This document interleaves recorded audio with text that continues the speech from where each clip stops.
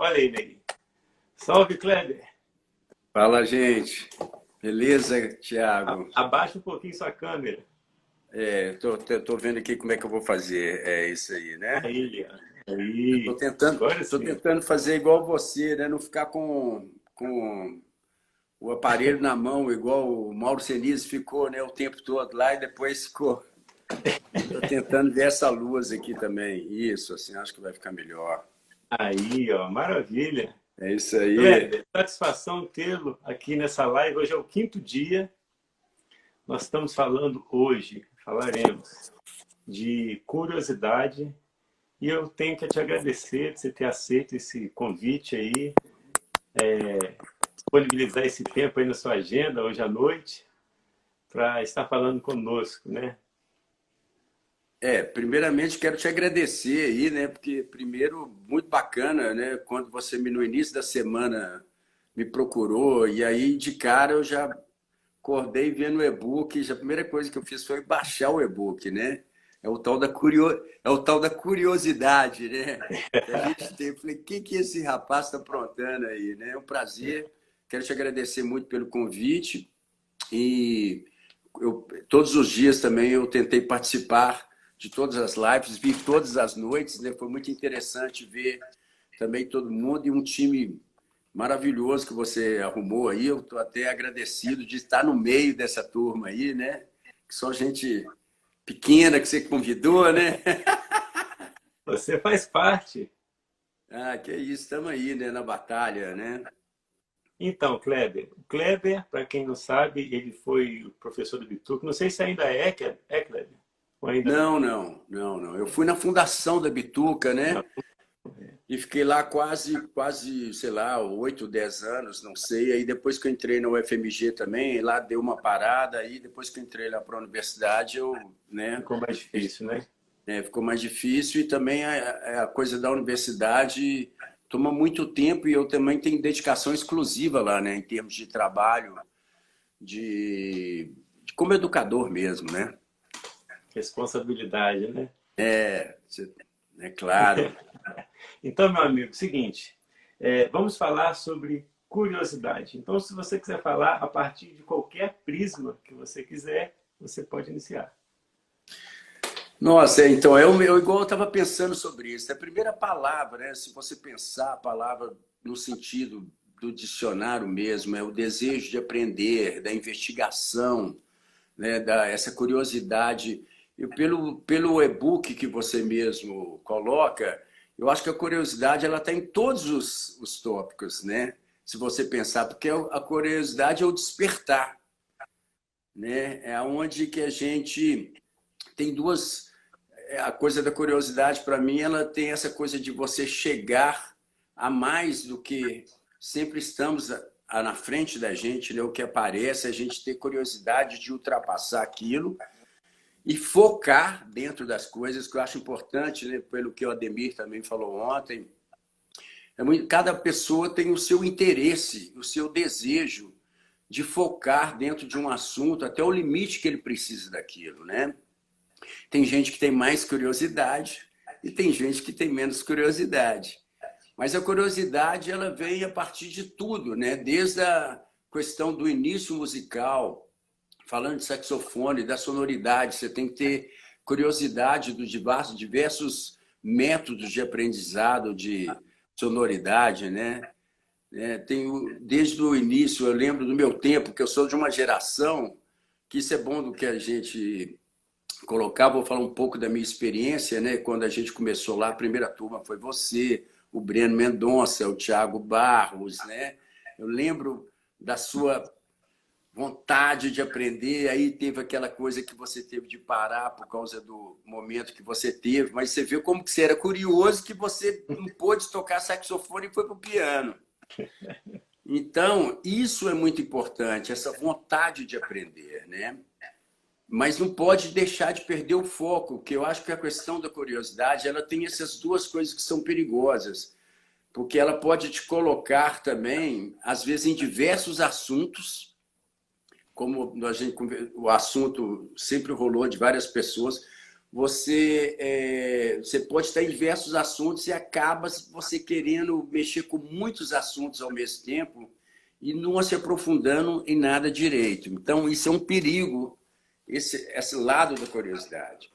Mas a questão, eu vejo que eu que dou aula há muitos anos, né, como é importante o aluno, você percebe de cada aluno, é a questão de quando você passa algum fundamento ou quando você passa alguma informação, até que ponto é que aquela pessoa se apega àquilo ou aquela pessoa que chega na próxima semana com aquilo que a gente conversou e mais alguma coisa, né?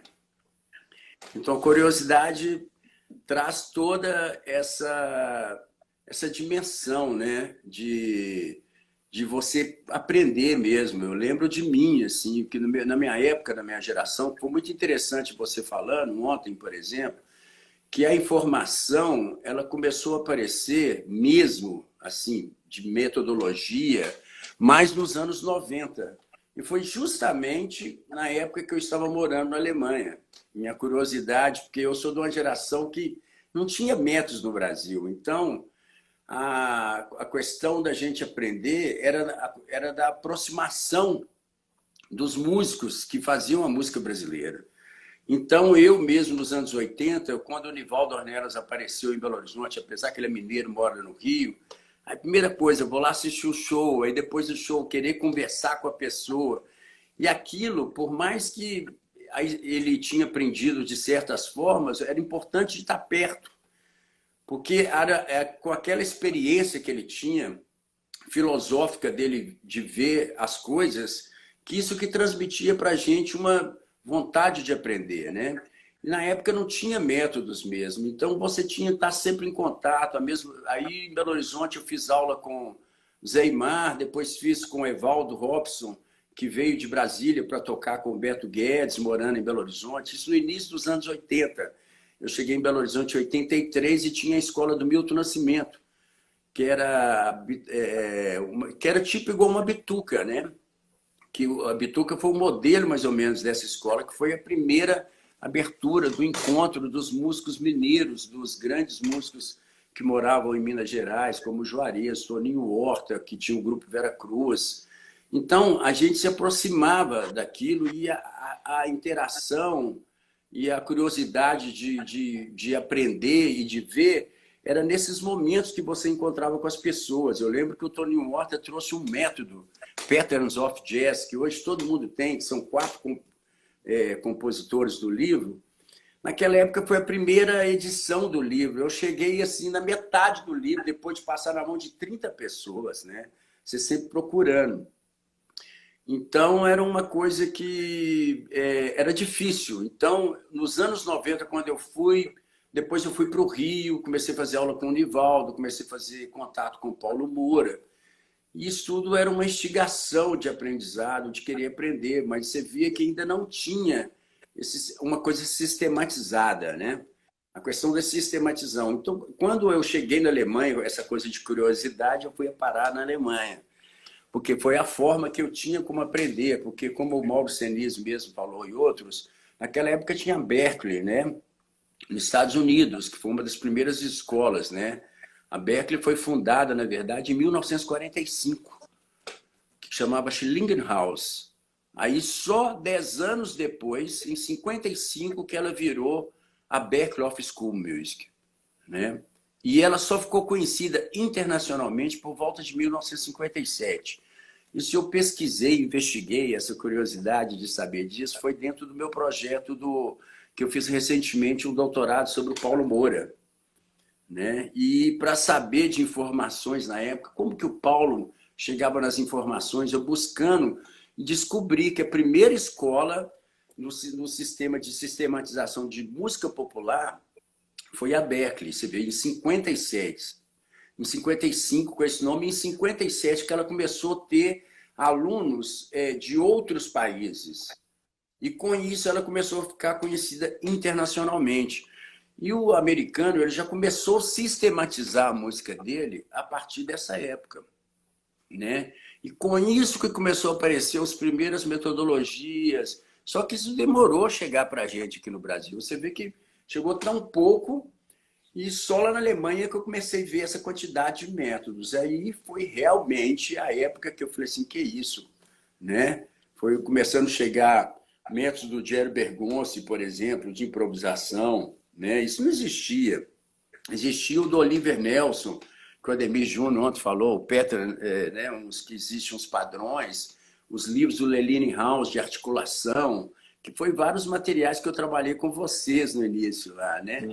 Eu acho que nessa época, depois que eu voltei no final dos anos 90, isso ainda era meio verde no Brasil. Eu lembro que, assim, lógico que São Paulo e Rio sempre foi as capitais, onde isso o Nivaldo sempre me falava. Sempre teve os grandes encontros dos festivais de jazz. Então, os músicos cariocas e paulistas, eles tinham um contato direto com os músicos americanos que vinham, né? E com isso eles conseguia chegar numa certa informação, né? Além disso. E a gente que está mais aqui no interior, Minas Gerais e outras regiões pelo Nordeste afora, eu acho que já não era tão como aqui, né? Como no Rio e São Paulo. Então, a partir dessa época que começou a ter. E é uma coisa interessante, curiosa também, na parte, é você perceber o final do século XX, uma coisa que eu falo muito hoje, que eu fico fazendo uma reflexão na minha vida, é que, por exemplo, o século XX foi a época do conhecimento, né? Quem tinha um conhecimento era muito valioso, porque esse conhecimento ainda não chegava muito nas pessoas.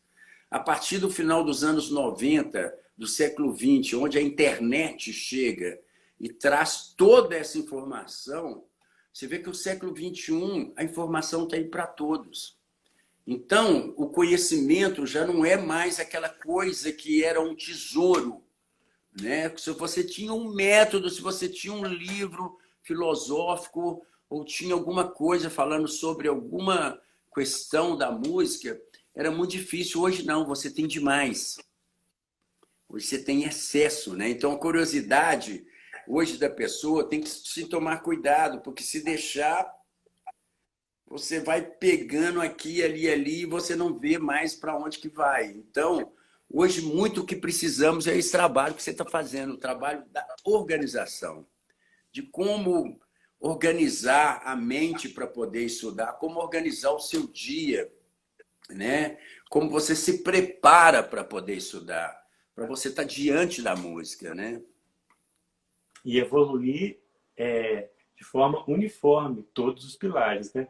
Porque não Todos os adianta, como eu falei, não adianta você ter uma sonoridade muito bonita, mas a técnica não está legal. Ou não adianta ter uma técnica muito legal, mas a sonoridade ainda não chegou, ainda tem aquele problema de afinação e tudo. Você falou duas coisas importantíssimas. Primeira, que a metodologia... Opa! Aí, ó. Agora eu vou ter que ficar com... Arrebentou aqui o negócio aqui. Tá bom. Você falou duas coisas importantíssimas, Kleber. A primeira que você falou é que antes da década de 90, a grande metodologia é você estar colado com os grandes músicos. Ou seja, vai no show, acabou o show, conversa, pega aquela dica, não é isso? Sempre foi assim. Esse era o grande método da época. O que hoje em dia, os alunos de hoje em dia, eles não estão antenados para isso. Eles querem saber qual que é o próximo método que eles vão disponibilizar na internet. Né? Eles não querem saber muito quem que foi o artista que fez sucesso ou que marcou a música brasileira em determinado estilo, seja o choro, seja o jazz brasileiro. Eles não estão antenados a isso. Eles querem mais material. Quanto mais material, mais material. E você falou uma segunda coisa que é muito interessante. Quando se tem zero curiosidade, é prejudicial. Mas quando tem muita curiosidade, também chega a ser prejudicial.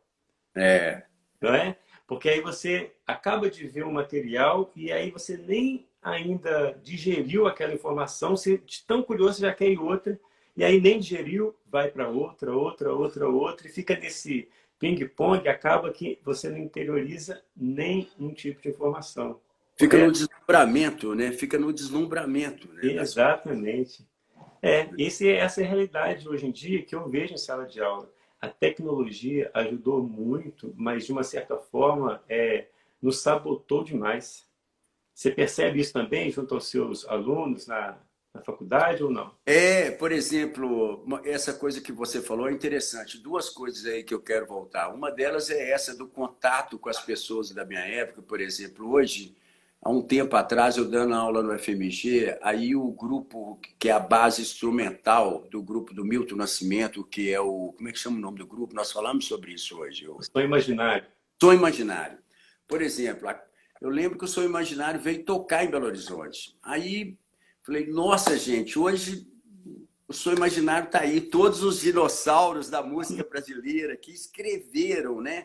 Que fizeram a escrita da música brasileira, vamos dizer, através do Milton Nascimento e outros, né? Porque esses músicos, além de tocar igual o próprio Nivaldo Ornelas, que tocava com Milton Nascimento, que é uma pessoa importante, eu acho que hoje, vivo no Brasil, é o nosso Wayne Shorter, né? Assim, depois de Paulo Moura, eu acho que quem é as pessoas mais importantes vivas que está aí agora é o Nivaldo. Então eu lembro que o Seu Imaginário estava vindo em Belo Horizonte com o Nivaldo, Wagner Tiso, Robertinho Silva, né? Luiz Alves.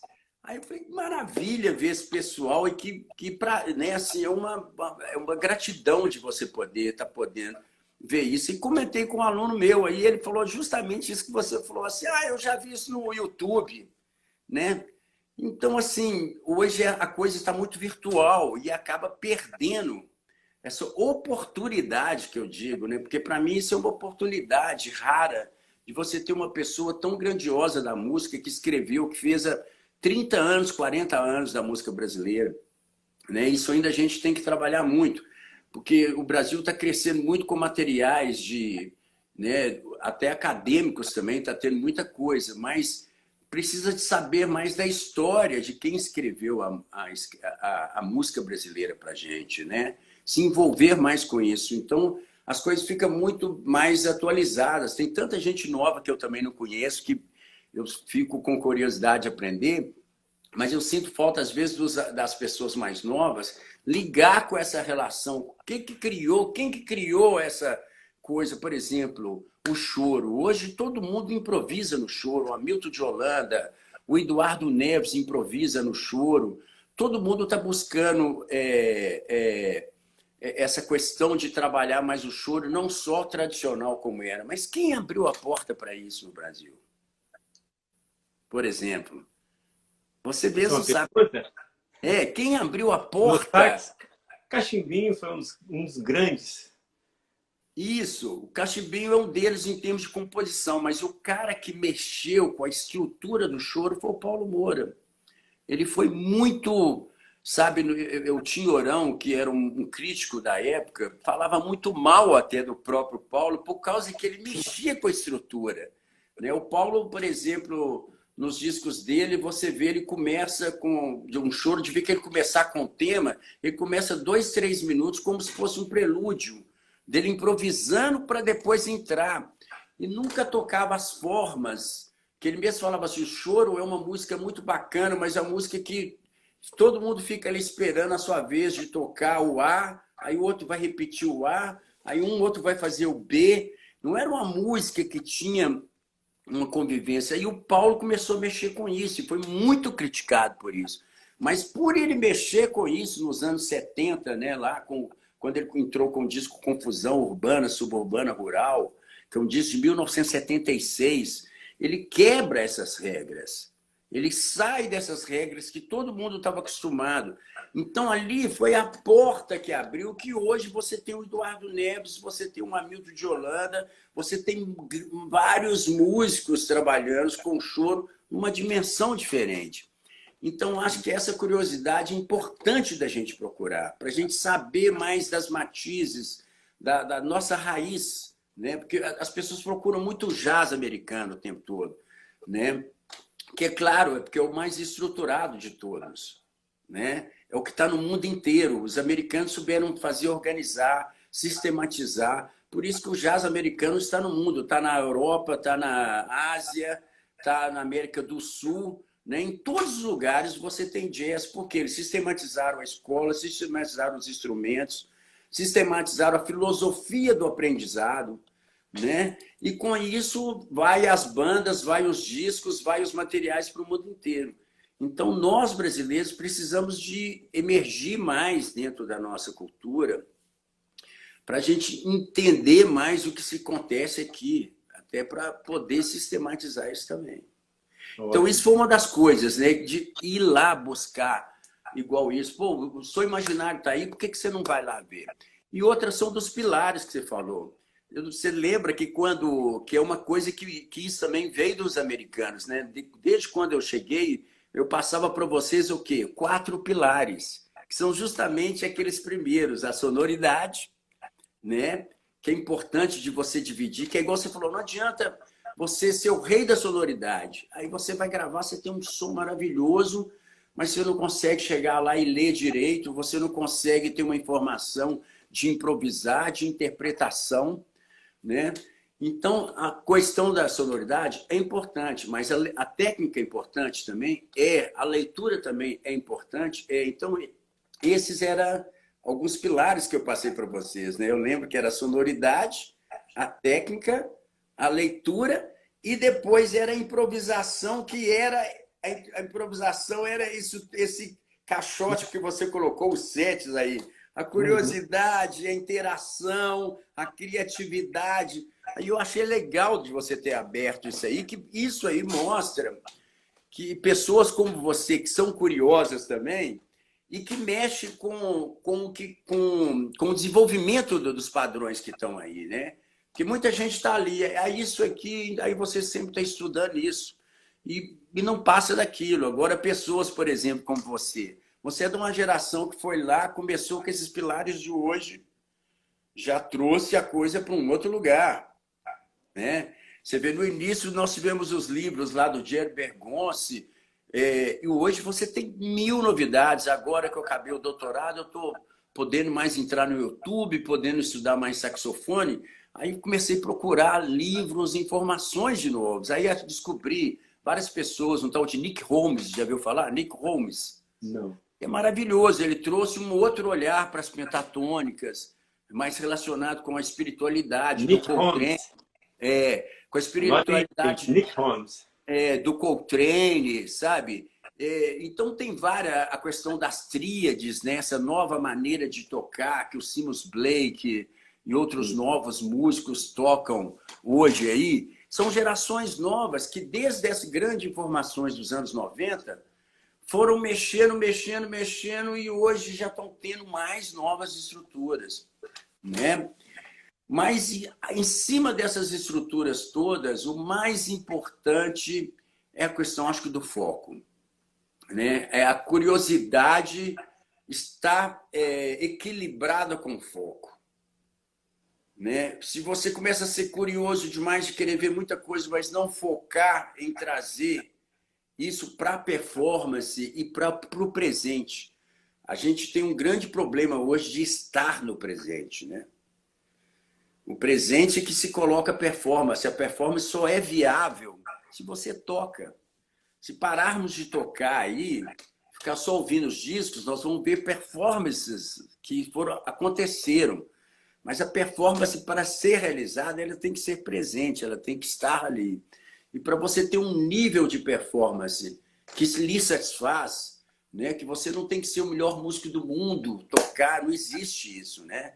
Você tem que buscar o conhecimento. Hoje tem conhecimento demais. O que eu sempre falo, que a gente tem que buscar conhecimento para o que agrada a gente, o que faz a gente ser feliz, que coloca a gente aberto espiritualmente para poder trazer uma coisa melhor para esse mundo, né? E estar também para a música, né? O músico tem que tomar cuidado para não chegar nessa coisa do vaidosismo, começa a aprender, aí eu sou o cara, né?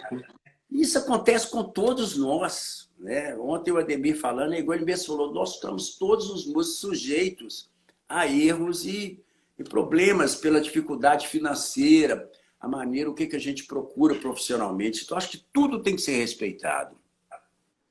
Eu acho que isso não é... As pessoas... Hoje a questão crítica por a internet está aí. É muito fácil de você pegar e escrever uma crítica para uma pessoa, de uma pessoa. Mas a gente viver os próprios problemas e se colocar no lugar dos outros e poder produzir as coisas não é fácil. A gente que está no mercado sabe que isso não é fácil, né, Thiago? Exatamente. Uma coisa que eu falo muito para os alunos é o seguinte: nunca estude e treine para ficar bom. Aí quando eu falo isso, como assim, não é para ficar bom? Não. Você não pode treinar e estudar para ficar bom. Porque quando você coloca esse teto em ficar bom, a sua própria estima ou um amigo te sabota. Por quê? Você está estudando, está estudando. Quando você acha que você ficou bom, aí você acomoda. Ou quando você está estudando, estudando, aí você faz um show, chega um amigo e fala, pô, você está tocando demais, cara, você está muito bom. Aí você acomoda. Eu sempre falo com ele, estuda e treina pelo prazer de estudar. Pelo prazer de estar fazendo aquele exercício, seja de sonoridade, seja de técnica, seja de tocar uma música, criar o seu repertório. Tenha o prazer de estudar e não para ficar bom. Porque esse ficar bom é um teto que você vai chegar nele. E se você chegar, você acomoda. Eu conheço... E o que é isso bom, né? E o que é bom, né? Se você for olhar onde que o Coltrane chegou, gente, nos anos 60, Ave Maria, eu ainda almejo de chegar num terço. Né? É igual você falou assim, tem muita coisa para ver, né? Tem músicos que foram devotos pela música, né?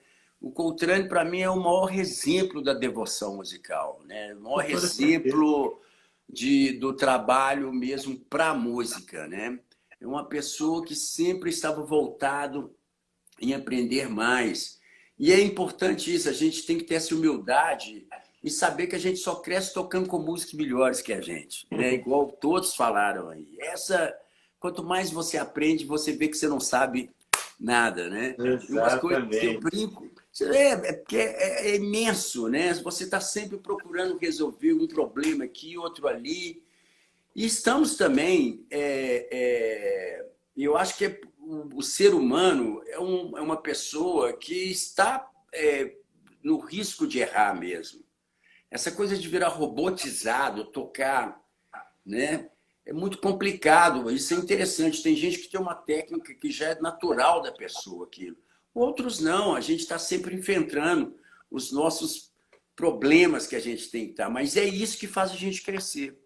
Exatamente. Né? Essa curiosidade de busca lá na sonoridade, na técnica, na leitura, vendo quem que sempre... Se vê o Stan Getz já sustentava a família dele com 15 anos. Pela leitura que ele tinha e a maneira dele de tocar. Então, isso, cada um chega numa hora diferente, né? Igual o Mauro falou, pô, comecei tarde.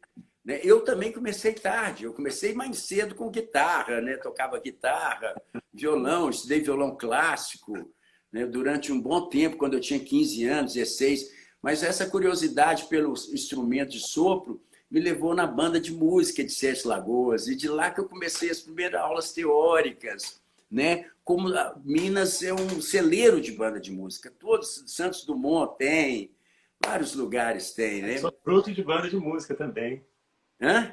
Sou fruto de banda de música. Então, todos nós aí, e aí começa essa curiosidade de querer aprender mais aqui, ali.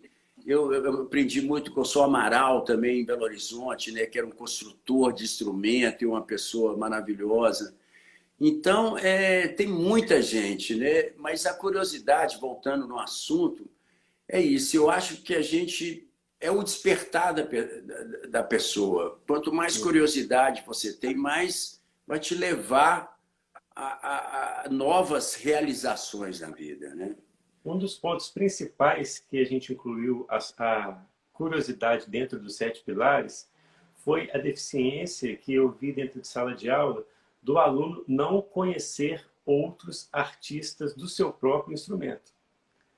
Vamos supor um exemplo. Está um aluno lá que tem 3 anos de saxofone. Se eu falar com ele, tem 3 anos que ele estuda na banda e entrou para tocar saxofone, estudar no conservatório. Eu pergunto para ele, Você conhece Vitor Assis Brasil? Não, não conheço. Conhece o Cachimbinho? Não, não conheço. Você conhece o Abel Ferreira? Não, não conheço. Então, a curiosidade entra nesse pilar, um dos pontos principais assim, é a audição. É você pesquisar o músico, inicialmente do seu instrumento, e não ouvir de forma recreativa. O que é de forma recreativa? É você estar lavando roupa, estar escutando música. Está dirigindo, está escutando música. Uma playlist com vários artistas. Pode ser até de jazz, ou pode ser só música brasileira instrumental, mas vários artistas. Isso é ouvir, ao meu ver, de forma recreativa. O que seria de forma educativa? É você escolher um artista, por exemplo, Kleber Alves. Vou começar a ouvir Kleber Alves. Aí pega o seu disco Revinda, aquele branco que você tem. Mas, poxa, essa semana eu só vou escutar esse disco do Kleber. Eu quero ver o que ele está querendo dizer. Porque dentro desse disco vai ter a sua influência sonora, vai ter a sua influência rítmica, vai ter a sua influência de arranjos. Uma semana ouvindo Kleber Alves, o disco Revinda, eu vou começar a interiorizar toda aquela sonoridade. Isso é a curiosidade e ouvir de forma educativa. Daí eu fico uma semana, 2 semanas, 3 semanas, 1 mês eu já escutei a discografia do Kleber inteiro. Beleza. Passa 6 meses, quando eu ouvir algum saxofone, mesmo eu não sabendo quem está tocando, se for você, já vai falar, pô, isso aqui é o Kleber que está tocando. Porque eu sei por causa disso, disso, disso, e tem esse esquema de fazer esses arranjos brasileiros. A cabeça do músico amplia a cada pesquisa de um músico que ele pesquisa na sua área, no seu instrumento.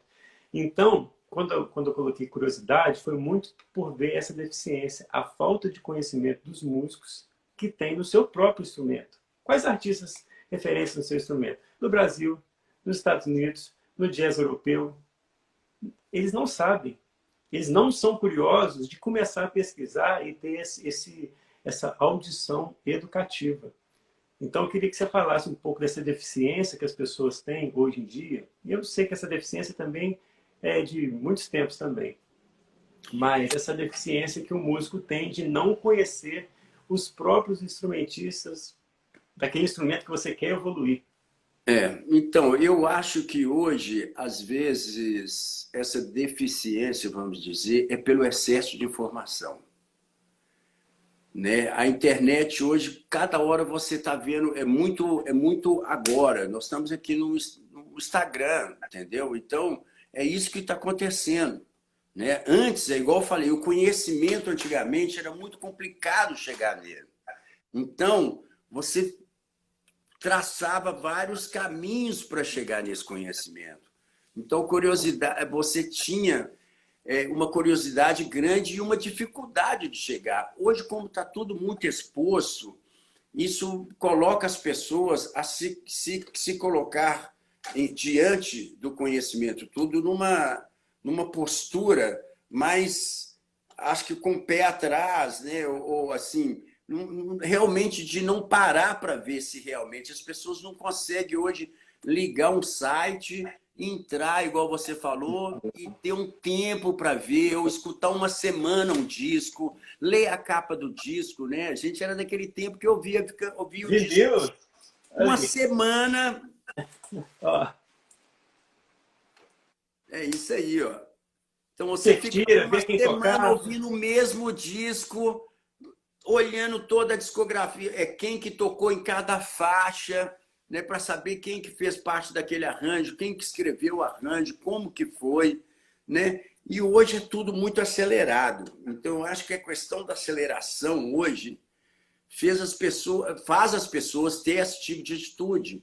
E também é muita informação. Então, eu acho que eu não culpo as pessoas dessa geração, porque eles já nasceram com isso. Então, acho que cabe a gente que vem de uma geração mais para trás, somente a minha, que ainda está atrás da sua, né? Que igual eu lembro de você chegar ali, sei lá, com 20 anos, ou quantos anos, quando você entrou ali na Bituca, nem lembro mais disso aí, né? Era 18, 19 anos, por aí. Então, entendeu? isso cabe, eu acho que a gente é responsável por isso. A gente que é o intermediário entre essa antiga escola, vamos colocar assim, entre aspas, e essa nova escola de material e de formas de aprendizado. Acho que a forma de aprendizado mudou demais. O que eu achei legal desses dias todos, que todo mundo fez, junto aqui com você, o Ademir, o Mauro Senise, né, o Josué, o Fofão, é que todos, você vê, ninguém chegou a falar de certa coisa de nota de material, porque os materiais estão aí, né?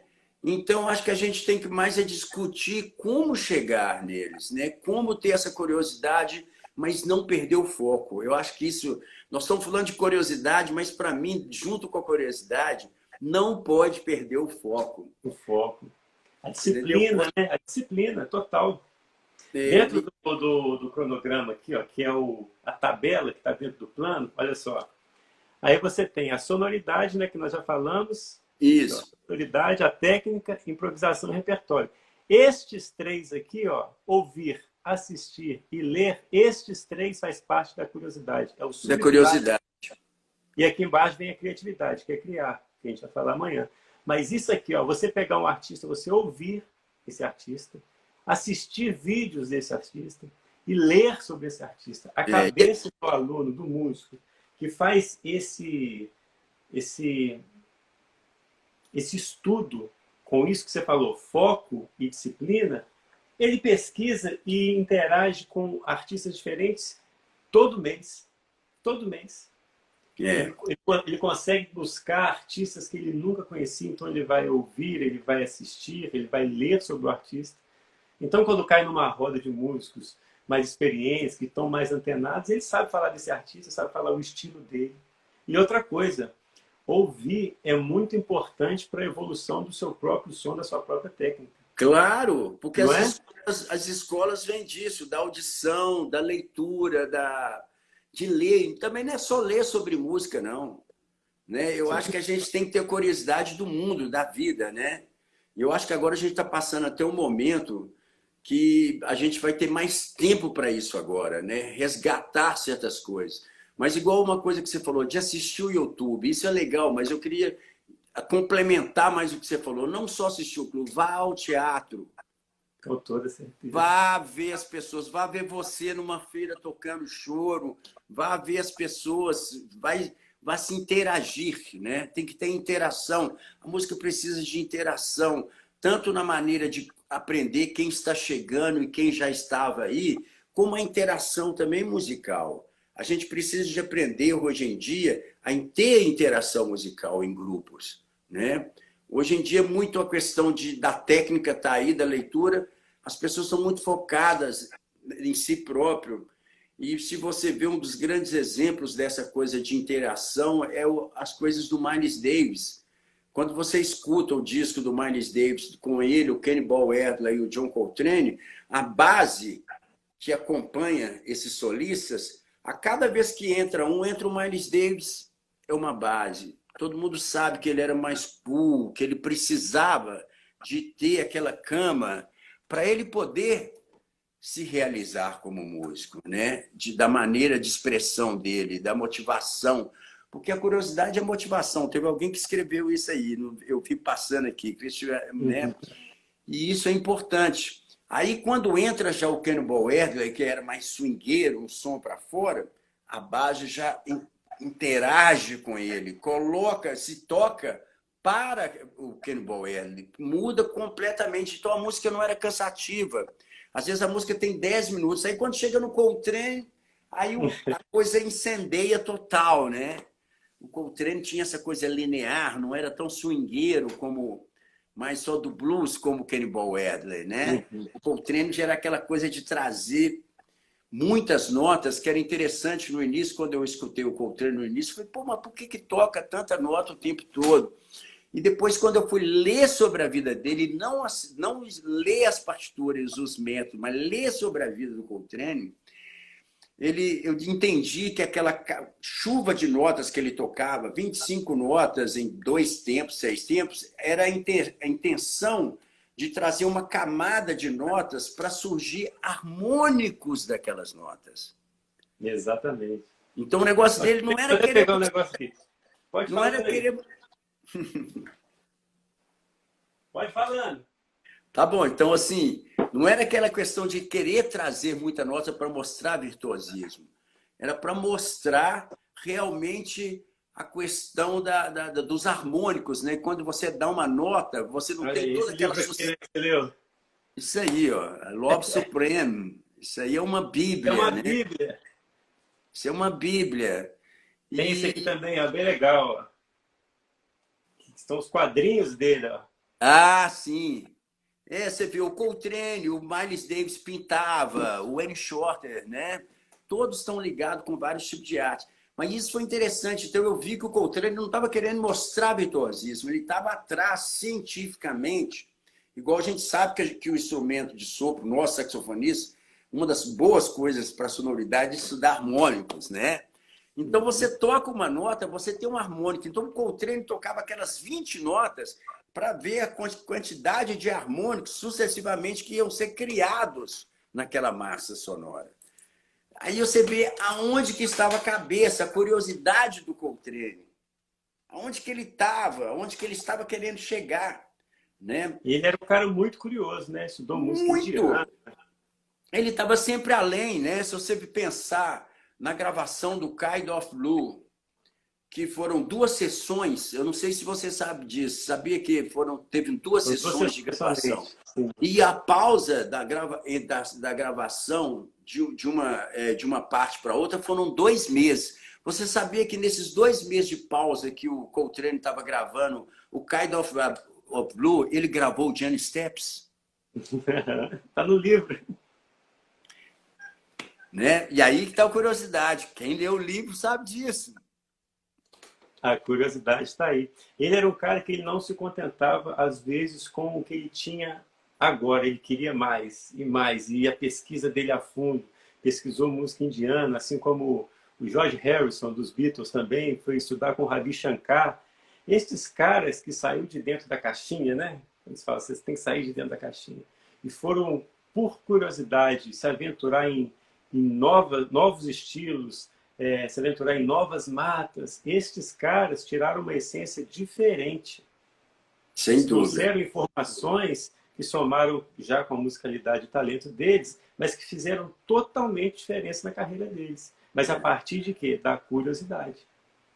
Na maneira de tocar, na maneira de improvisar, na maneira de compor. Então, nós estamos falando aí de um cara muito importante mundialmente, mas uma pessoa voltando para o Brasil, uma pessoa extremamente curiosa, e para mim é uma das músicas que eu mais, assim, em termos aí já não é de improvisação, vamos dizer curiosidade do aprendizado da música para a área de composição. Para mim, um dos maiores saxofonistas que nós temos nessa área é o Moacir Santos.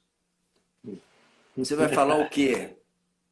Não vai falar nada, né? Não precisa falar mais nada, Olha, né? e tem até uma teoria, não sei se você sabe, já deve ter ouvido falar, que tem uma teoria que fala que foi o Moacir Santos que fez a trilha sonora do Missão Impossível.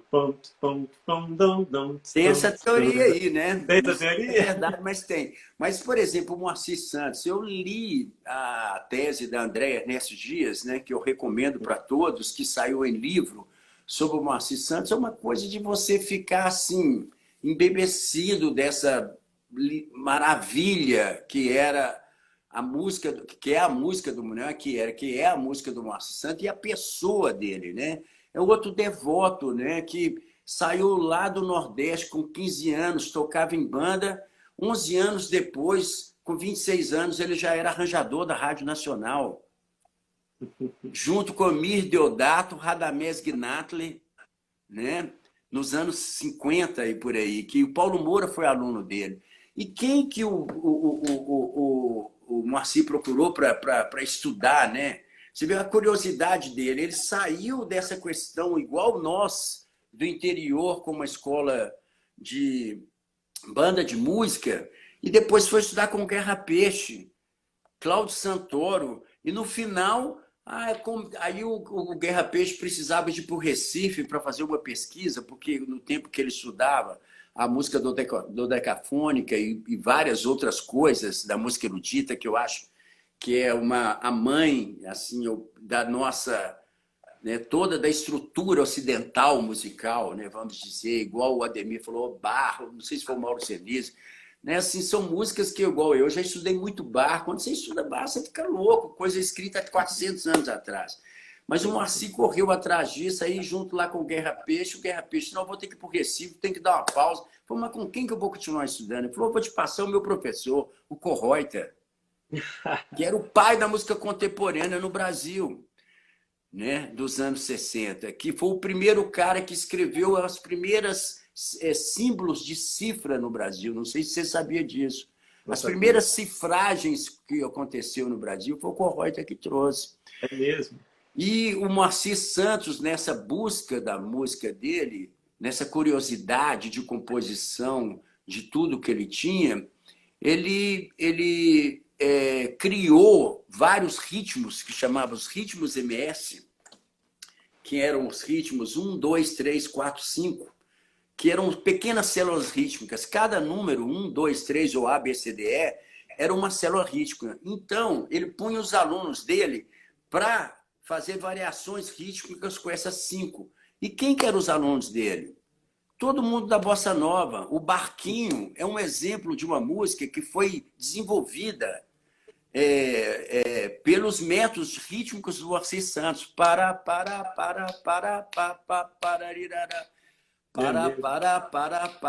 Você vê que são ritmos consecutivos que voltam. O berimbau do Baden Powell. Baden Powell foi aluno dele, Tom Jobim foi aluno dele, Moacir, né, assim, Paulo Moura foi aluno, muita gente que foi aluno do Moacir Santos. Então, muita gente não sabe. Você pergunta a um aluno hoje em dia, você pergunta, você conhece o Moacir Santos? Já chegou uma vez que o aluno confundiu o Moacir Santos com Moacir Franco. Aí falou, não, aquele, né? Aquele da Praça Nossa que vai... Não tem nada disso. E você vê, né? Atravessa o Moacir Santos morou anos em Pasadena e essa coisa toda, quando o pessoal daqui, pela curiosidade da música, o Mário Dinetti e o Zé Nogueira, resolveram produzir e trazer a música do Moacir Santos para o brasileiro de novo, porque ele já estava há 40 anos em Pasadena, ninguém sabia mais. E você vê que esse disco Ouro Negro, que foi gravado em 2000, né, com os grandes músicos brasileiros, nosso amigo, parceiro, né, Marcelinho Martins, né, que eu adoro, gravou o tenor.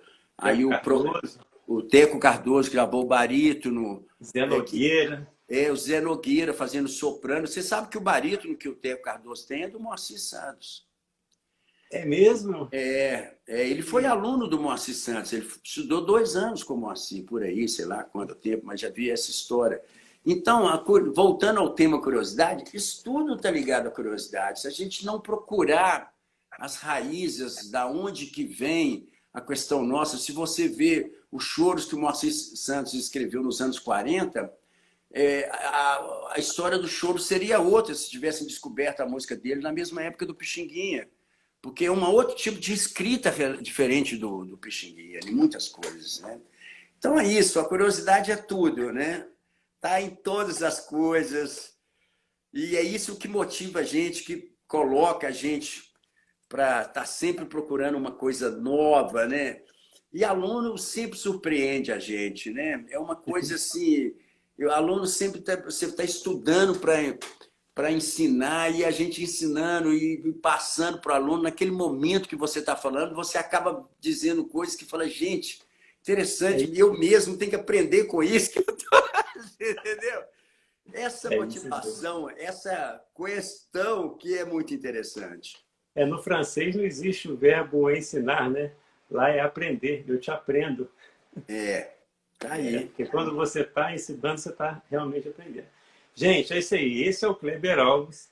Eu queria abrir, Kleber, se você deixasse, para perguntas. Se alguém quiser fazer uma pergunta para você. Claro, porque está quase na hora aí já, né? Porque já são quase 1 hora já. Hoje nós não temos...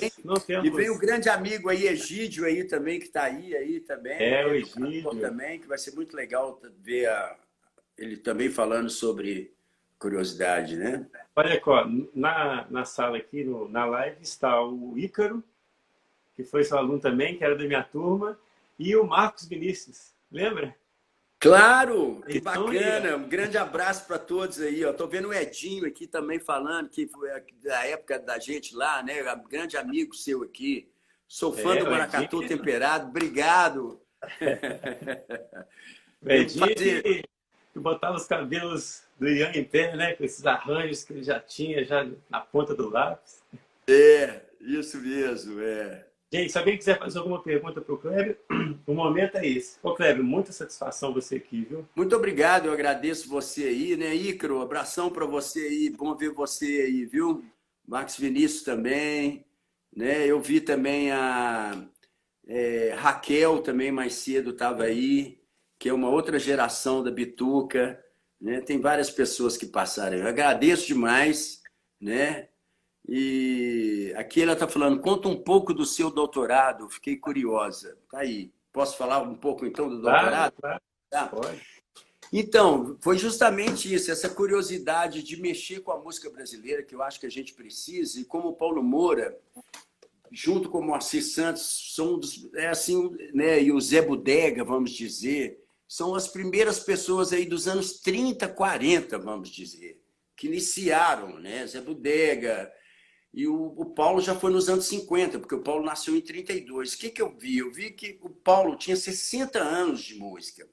Todo mundo conhece ele pelo esse lado do choro da gafieira, que é a coisa que começou a surgir a partir dos anos 80, que já tem 40, 50 anos. Então, imagina antes. Então, comecei a fuçar o que eu vou pesquisar sobre o Paulo. Primeiro, claro, eu tive a honra do Cliff Corman poder me levar na casa dele, lá no Rio, na casa da viúva dele, da Alina Greenberg. E lá eu consegui ver todo, entrei no quarto que o Paulo estudava, né? Um lugar sagrado assim, né? Estava lá ainda as palhetas dele em cima da mesa, o saxofone, as coisas paradas um pouco mais ou menos do jeito que ele deixou. Então, para mim, eu fiquei 2 dias naquele material, fotografando tudo, vendo os livros, tudo que ele estudou, a quantidade de coisas que ele tinha. Uma pessoa extremamente curiosa, porque ele tinha de tudo. O Paulo tinha de música erudita, de música contemporânea, desde os clássicos, porque ele era clarinetista, né, até música contemporânea, a música da África, os ritmos africanos, os ritmos de samba, tudo que você imaginar, não tinha fronteira. Eu acho que isso foi uma grande coisa também, é isso. A música não tem fronteira, gente. A música está aí para ser, né, a gente consumir. E tudo que é bonito, bem feito, é válido, né? Então, assim, temos esses grandes compositores como Ravel, Debussy na música erudita, mas também tem grandes músicos como Ari Barroso, Tom Jobim, o próprio Pixinguinha, o próprio Moacir Santos. Nossa, a música brasileira é muita gente, né? Boa. Então é isso. Então o Paulo Moura, quando eu fui mexer na coisa dele, eu vi que todo mundo conhece esse lado dele e eu vi que ele tinha um histórico que foi o início da vida dele. Quando ele entrou, começou a mexer com o saxofone, que na verdade ele era clarinetista, ganhou saxofone aos 12 anos de idade, mas foi voltar a tocar saxofone só aos 17. E o que ele tinha? Ele tinha um bebop, que era do Charlie Parker. Né? Então, ali foi a primeira escola do Paulo. Agora, é interessante que aquela época que não tinha método, como que eles eram focados em escutar um disco e tirar tudo que tinha para poder aprender. O Edinho, ele sempre falava que quando ele ouvia uma música na rádio e gostava, ele pegava o violão e tirava. Era só uma passada, né? Aí, quando acabava a música, se ele não conseguiu tirar todos os acordes, ele tinha que esperar a semana que vem naquele programa para a música passar e aí tentar tirar de novo. Pra você ver. A minha escola foi essa, de ficar tirando Nivaldo, Paulo Moura, todo mundo, Mauro Senise, Té Cardoso, né, que eram os músicos, Carlos Malta com Hermeto. Mas, enfim, o Paulo Moura, eu acabei pegando uma fase da vida dele, que foi a fase do samba jazz, que quase ninguém conhece, que ele foi um grande arranjador e um grande pioneiro do samba jazz, né? Ele ajudou a construir o samba jazz. No tanto que o Cannonball Adderley gravou um disco que chama Cannonball em Rio, com o sexteto, Rio Bossa Sexteto, que é o Paulo Moura que está ali no naipe, né? Então, esse disco é muito importante. Então, eu quis trazer o lado B do Paulo Moura, o lado que as pessoas conheciam, para depois as pessoas pegarem o lado do choro, da gafieira, mas antes, ele foi um super arranjador, e com isso eu peguei 2 discos que eu vou indicar, que chama Paulo Moura Quarteto e Paulo Moura Epiteto, que é uns discos de 1968 e 69, que ele gravou, que está no Spotify, que ele nem chama de samba jazz, ele chama de bossa nova instrumental. O quarteto gravado com Wagner Tiso, Pascoal Meirelles e o Luiz Alves. E aí o epiteto entra mais o trombone, trompete e sax tenor, que era o Oberdan Magalhães, que estava tocando sax tenor. Isso na década de 70. 68, 69, gravado igual os discos de jazz, com 2 canais digitais. Você não acredita a performance deles e a questão de arranjo e concepção.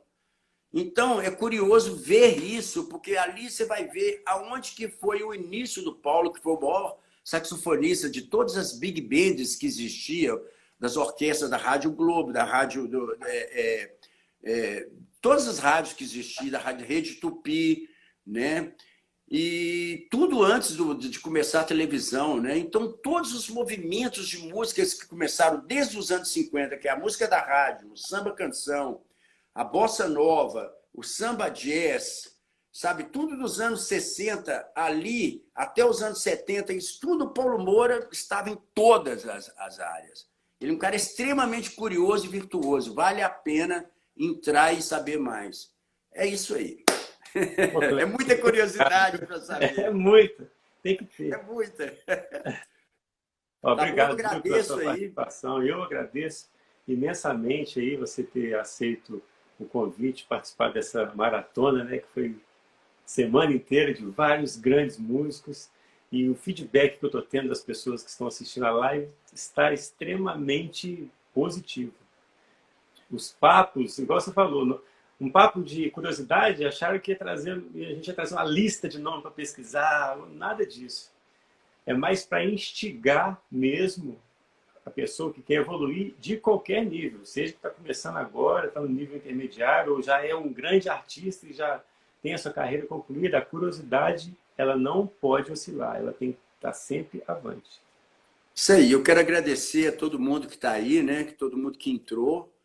Né? Muito obrigado aí por essa oportunidade que você deu aí também, e legal. Que siga com essa pessoa que você é, batalhadora, e que está sempre correndo atrás. A gente está aí junto o dia que precisar. Vamos procurar a gente aí na UFMG e vamos fazer mais contatos aí, e vou levar o e-book para o pessoal ver lá, para me ajudar a organizar as aulas lá. Isso aí, parabéns para você. Né? E tenho orgulho da gente ter vivido um tempo juntos aí. Poxa, agora, como é que eu faço? É só eu sair aqui, eu continuo aqui, dá para assistir, mas para eu sair... Dá para assistir. Entrar... Nós vamos chamar agora, então. Então, vamos despedir, que eu chamo o Edígio e você assiste. Tá legal. Valeu. Tá bom? Abraço. Valeu, Cléber. Um abraço. Tudo de bom. É isso aí.